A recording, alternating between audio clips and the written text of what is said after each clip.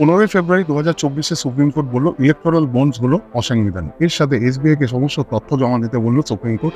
Election Commission of ইন্ডিয়াকে সেই তথ্যগুলো তাদের ওয়েবসাইটে আপলোড করতে বলেছিল। তারপর আস্তে আস্তে সামনে এলো কোন কোন রাজনৈতিক দল কত টাকা নিয়েছে কোন কোন ব্যবসাদারদের কাছ থেকে। ভারতীয় জনতা পার্টি, তৃণমূল কংগ্রেস, সর্বভারতীয় কংগ্রেস, বিজু জনতা দল, ডিএমকে, তেলুগু দেশম পার্টি ইত্যাদি সব পার্টিরই নাম আছে। সিপিআই, সিপিএম এই দুটো দল কোনো কোম্পানি থেকে ডোনেশন নেয়নি। ডোনার কোম্পানিগুলোর মধ্যে আছে future gaming and hotel services, mega engineering and infrastructure limited, quick supply chain private limited. Haldia energy ছাড়াও ইলেকশন বন্ডের নাম আছে সঞ্জীব গোয়েঙ্কা। বিজেপি পেয়েছে 6060 কোটি টাকা, টিএমসি পেয়েছে 1609 কোটি টাকা, কংগ্রেস পেয়েছে 1421 কোটি টাকা, বিআরএস পেয়েছে 1214 কোটি টাকা, বিজু জনতা দল পেয়েছে 775 কোটি টাকা, ডিএমকে পেয়েছে 639 কোটি টাকা, ওয়াইএসআর কংগ্রেস পেয়েছে 337 কোটি টাকা, তেলেগু দেশম পার্টি পেয়েছে 214 কোটি টাকা, শিবসেনা পেয়েছে 158 কোটি টাকা, রাষ্ট্রীয় জনতা দল পেয়েছে 72 কোটি টাকা।